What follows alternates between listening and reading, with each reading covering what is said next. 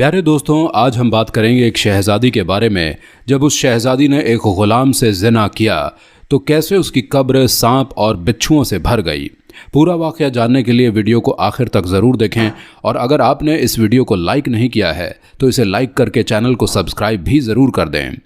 दोस्तों, कहा जाता है कि किसी मुल्क का एक बादशाह था और उसकी एक खूबसूरत, बहुत ही हसीन बेटी थी।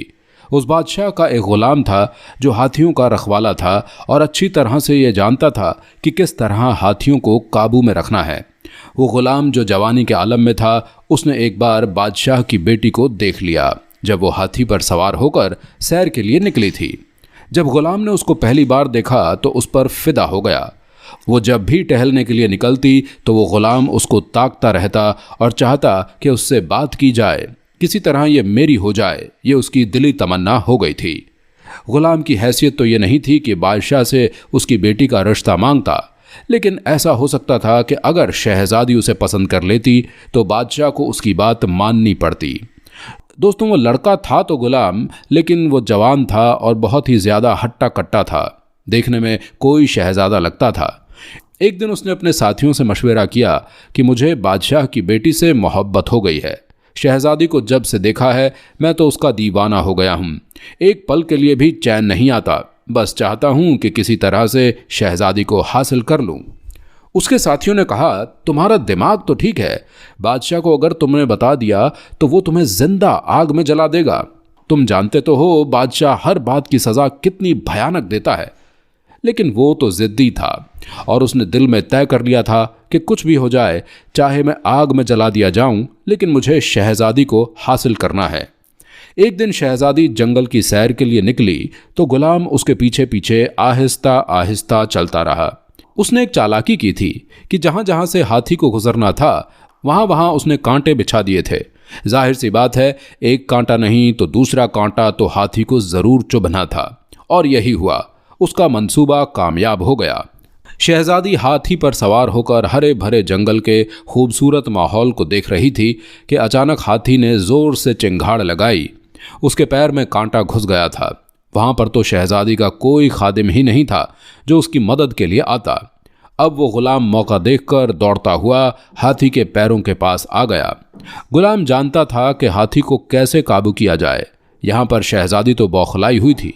ग़ुलाम ने चालाकी से कांटा निकाल दिया और वो हाथी पुरसुकून हो गया।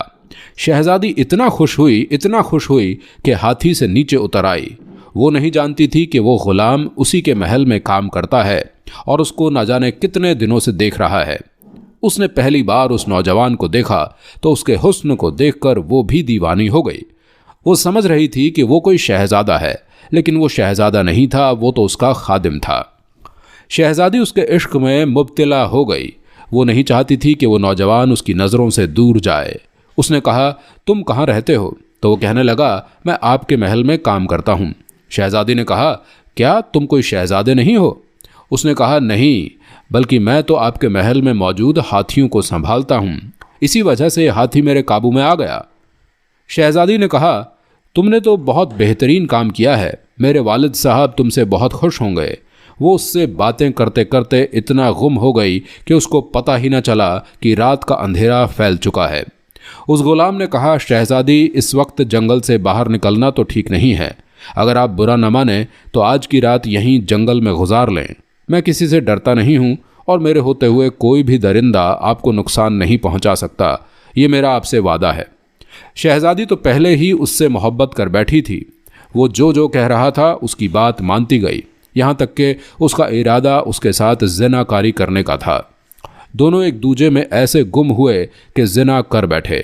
अब ग़ुलाम काफ़ी परेशान हुआ कि शहजादी और मैं तो ऐसा काम कर चुके हैं जिसके लिए बादशाह कभी माफ़ नहीं करेंगे। सुबह हुई तो उसने शहजादी से कहा, आप तो इतने बड़े मुल्क की शहजादी हैं और मैं आपका ग़ुलाम, क्या आपके अब्बा मुझे कबूल करेंगे?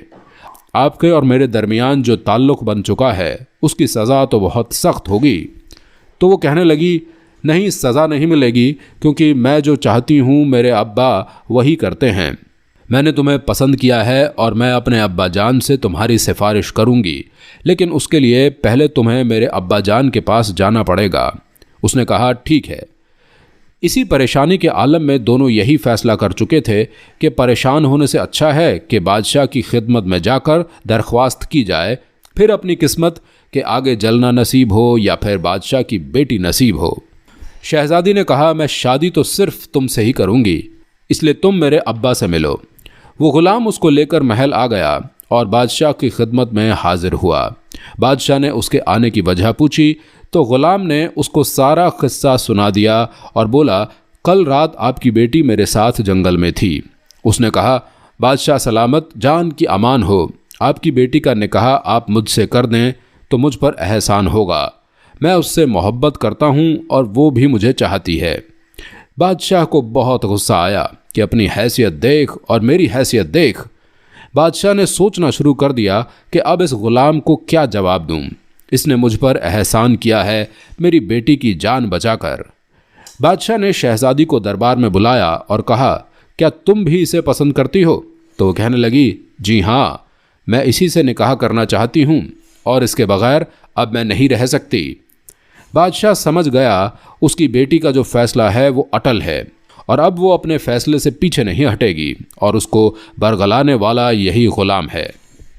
बादशाह ने सोच लिया कि मैं इसके सामने ऐसी शर्त रखूंगा जिसको ये कभी भी पूरा नहीं कर पाएगा। उसने कहा, तुम मेरी एक शर्त पूरी कर दो तो तुम्हारा निकाह अपनी इकलौती बेटी से कर दूंगा। अगर शर्त पूरी ना हो सकी तो याद रखना, हमारे कानून के मुताबिक जलती हुई आग में तुम्हें डाला जाएगा। फैसला तुम्हारे हाथ में है। बादशाह ने उसको शर्त बताई कि तुम कहीं से भी 2 बोरी बिच्छू भर कर ले आओ तो तुम्हारी शादी अपनी बेटी के साथ कर दूंगा, वरना आग में जलने के लिए तैयार रहना। बादशाह ने यह शर्त इसलिए रखी थी कि इतने ज़्यादा बिच्छू वो इकट्ठा करके ला ही नहीं सकता था। उसने कहा, जाओ और शर्त पूरी करो। परेशानी के आलम में वो नौजवान घर आया। जब उसके बाप ने उस पर नज़र डाली तो कहने लगा, बेटा तुम बहुत परेशान हो। उसने कहा, अब्बा मुझसे बहुत बड़ी गलती हो गई है। इस मुल्क की शहजादी से मोहब्बत कर बैठा हूँ। मोहब्बत ही मोहब्बत में मैं उसके साथ एक ऐसा काम कर चुका हूँ जिसकी सज़ा बादशाह मुझे बहुत सख्त देंगे। मैंने अभी उनको ये बात नहीं बताई है, बस उनसे मैंने इस बात का जिक्र किया है कि मैं उनकी बेटी से निकाह करना चाहता हूँ। बाप अपने बेटे की बात से बहुत नाराज़ हुआ। उसने कहा, मेरे बेटे, मेरी तरबियत तो ऐसी नहीं थी कि तुम एक शहजादी के इश्क में गिरफ्तार होकर ज़िनाकारी करो। तुमने ऐसा क्यों किया जो कि हमारे दीन में हराम है? तुमने वो हरामकारी कर ली। उसने कहा, लेकिन अब्बा अब मैं क्या करूं? मैं शादी तो उसी शहजादी के साथ करना चाहता हूं ताकि उनकी कोई बदनामी ना हो सके। लोगों को पता चलेगा तो उनकी बहुत बदनामी होगी। आप मुझे बताइए कि मैं इतने बिच्छू कहाँ से जमा करूँगा? क्या आप मुझे कोई ऐसी जगह बता सकते हैं? बाप ने कहा, अभी तो तुम काम पर जाओ, शाम को मुझसे मिलना तो मैं तुम्हें बिच्छू पकड़ने का तरीका बताऊंगा। वो ग़ुलाम महल आ गया और अपना काम करने लगा। काम से फारिग होकर जब वो घर वापस आया तो उसका बाप उसका मुंतज़िर था। बाप ने कहा, 2 बोरियां लाए हो जिसके लिए बादशाह ने हुक्म दिया है? तो उसने कहा, जी हाँ, बोरियां तो ले आया हूँ। अब आगे का तरीका आप मुझे बताएं। बाप ने कहा, इस शहर में एक बहुत ही पुराना, तकरीबन 100 साल पुराना कब्रिस्तान है। उस कब्रिस्तान में फलां जगह एक कब्र है। उस कब्र पर जाना, कब्र से सारी मिट्टी हटाना और एक ईंट निकालकर बोरी का मुंह सुराख पर रख देना। जब एक बोरी भर जाए तो उस बोरी का मुंह मजबूती से बांध देना और दूसरी बोरी को भी इसी तरह तुम भर लेना। उसके बाद कब्र को अच्छी तरह बंद कर देना। अगले दिन उस बेटे ने बाप की बात पर अमल किया और उस कब्रिस्तान में पहुंच गया। वहां जाकर उसको बहुत ही ज़्यादा डर लग रहा था। जिस कब्र के बारे में उसे बताया गया था वो उस कब्र के पास गया और उसने वैसा ही किया जैसा उसे बताया गया था। उसने ईंट हटाई और वहां बोरी का मुंह रख दिया। उसे ऐसा लग रहा था कि अंदर बेशुमार बिच्छू हैं जो बोरी के अंदर जाते जा रहे हैं, यहाँ तक कि वो बोरी भर गई। उसने फौरन उसका मुंह रस्सी से बांध दिया, फिर दूसरी बोरी ली और उसका मुंह कब्र से लगा दिया। वो भी बिच्छुओं से भर गई। उसको यकीन नहीं आ रहा था कि इस पूरे शहर में बिच्छू मौजूद नहीं हैं, लेकिन इस कब्र में बिच्छू ही बिच्छू हैं। आखिर कब्र वाले ने ऐसा कौन सा काम किया था जिसकी वजह से उसे ये अजाब मिल रहा है कि इसकी कब्र में बिच्छू हैं। बहरहाल जब दोनों बोरियां भरकर वो बादशाह के सामने हाजिर हुआ तो बादशाह बहुत हैरान और परेशान हुआ और कहा, तुम ये दोनों बोरियां आखिर कहाँ से भर कर लाए हो? तो उसने बता दिया कि एक ऐसा कब्रिस्तान जो इस शहर में मौजूद है उसमें एक कब्र है, उस कब्र के बारे में मुझे मेरे अब्बा ने बताया है। बादशाह ने कहा, फौरन अपने बाप को बुलाकर लाओ, मैं जानना चाहता हूँ जिस कब्र की निशानदेही उसने की है आखिर उसमें बिच्छू क्यों मौजूद हैं, और ये बात तुम्हें भी पता होनी चाहिए।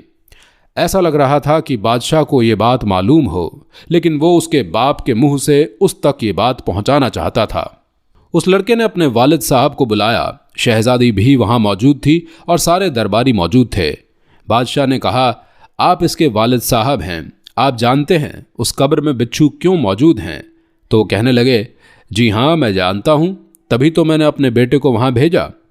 बादशाह ने कहा, तो क्या आप मेरी शर्त को पूरा करना चाहते थे या अपने बेटे को सिखाना चाहते थे कि इसने जो गुनाह कबीरा मेरी बेटी के साथ किया है उसकी सज़ा क्या हो सकती है? बाप ने कहा, यही समझ लीजिए, यानी मैं अपने बेटे को सिखाना चाहता था। बादशाह ने कहा, बताइए, तमाम दरबारियों को ये बात बताइए, अपने बेटे को और साथ साथ मेरी बेटी को भी बताइए। तो उस बूढ़े ने बताना शुरू किया कि बेटा, जिस कब्र से बिच्छू तुम भर कर लाए हो और जहाँ पर बिच्छू की इतनी तादाद है कि 2 बोरियां भर गई, यकीन करो अगर तुम 100 बोरियां भी लेकर जाते तो वो 100 बोरियां भी भर जाती, क्योंकि कब्र वाले ने गुनाह कबीरा किया है। बेटे ने कहा, अब्बा जान, कौन सा गुनाह कबीरा? बाप ने कहा, जिनाकारी। एक बार नहीं बल्कि हर रात वो जिनाकारी करता था, बदकारी करता था, तवायफों के पास जाता था। इसी वजह से जब उसकी मौत हुई तो उस वक्त भी वो जिनाकारी कर रहा था। वो लड़का बादशाह के पास आया और कहने लगा, मुझे माफ़ कर दो, मैं जानता हूँ मेरी कब्र में भी बिच्छू ही आएंगे, क्योंकि मैंने भी जिनाकारी की है, गलत काम किया है। अब वो समझ चुका था कि जिना करना कितना बड़ा गुनाह है। तो लड़का बादशाह से कहने लगा, मैंने बहुत बड़ा गुनाह किया है और मेरी भी कब्र में बिच्छू आएंगे, लेकिन मैं आपकी बेटी से सच में मोहब्बत करता हूँ, सच्ची मोहब्बत करता हूँ। बादशाह ने कहा, तुमने अनजाने में गलती की है, लेकिन सज़ा तुम्हें ज़रूर मिलेगी और 100 कोड़े मारे जाएंगे, और तुम्हें ही नहीं बल्कि मेरी बेटी को भी ये कोड़े मिलेंगे। बादशाह ने जल्लादों को हुक्म दिया कि उसकी बेटी और इस लड़के को 100 कोड़े मारे जाएं। उन दोनों के कोड़े मारे गए। शहजादी निढाल हो गई थी, लेकिन क्योंकि वो ऐसा अमल कर चुकी थी तो उसको ये सज़ा मिलना ज़रूरी था। उसके बाद बादशाह ने कहा, 1 महीने तुम दोनों को तौबा अस्तगफार करनी है। जितना गिड़गिड़ाकर माफ़ी मांग सकते हो अल्लाह ताला से माफ़ी मांगो। अगर तुम्हारी मोहब्बत सच्ची है तो तुम दोनों मिलोगे। फिर बादशाह ने खुशी खुशी अपनी बेटी की शादी उस गुलाम से कर दी। तो दोस्तों, देखा आपने कि जिना करने वाले की कब्र में बिच्छू ही बिच्छू थे। उस लड़के ने कब्र से 2 बोरी बिच्छू भरे, लेकिन अगर 100 बोरियां भी भरता तो वो भी भर जाती। उस जिनखोर का कब्र में क्या होता होगा आप खुद सोच सकते हैं।